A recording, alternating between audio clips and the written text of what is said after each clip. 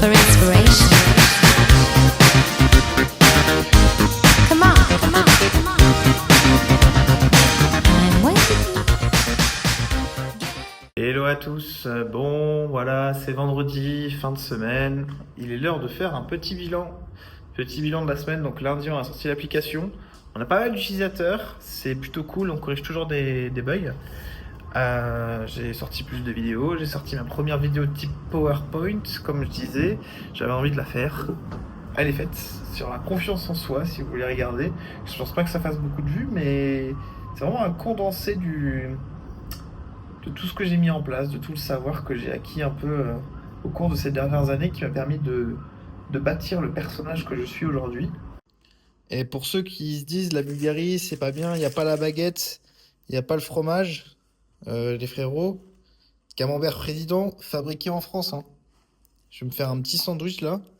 Bon, est-ce que le camembert coûte 10 euros? Oui. Est-ce qu'on l'a acheté? Oui. Parce qu'on aime le camembert. On se rappelle un peu le pays, quoi.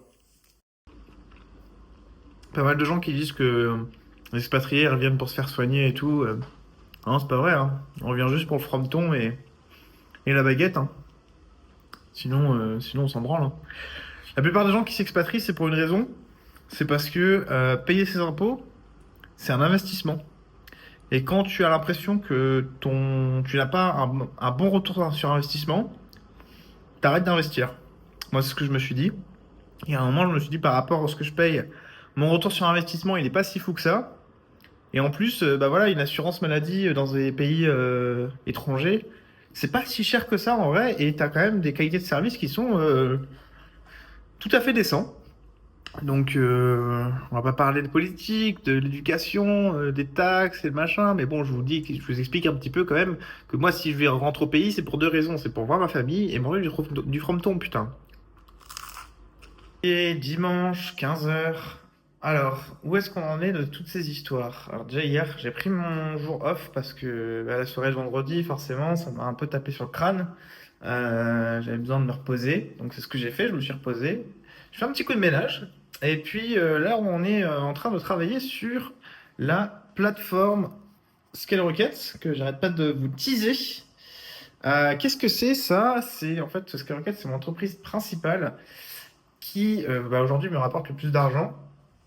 Qu'est-ce qu'on fait avec ScaleRocket? On fait très globalement, très grossièrement de la prestation de service dans la tech. C'est très grossier parce qu'en fait on fait bien plus que ça. On est une assurance, on est aussi un fournisseur dans l'intelligence artificielle. Mais bon, mettons ça de côté un moment. Pourquoi la plateforme ScaleRocket? Pour plusieurs raisons. La première, c'est que aujourd'hui tous les clients ils passent par moi sur WhatsApp et après je dois dispatcher le taf, je dois voir qualifier si le besoin est réel ou non.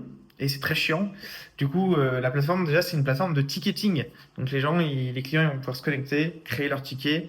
Et voilà, ça fluidifie tout le trafic. Ça permet de perdre moins de temps sur des conneries. Quoi d'autre? On va rester là-dessus. On va rester sur le truc de ticketing. Il y a plein de trucs qui vont arriver avec la plateforme ScaleRocket, mais je préfère pas trop en dire parce qu'on va faire ça étape par étape. La première étape, c'est l'outil de ticketing.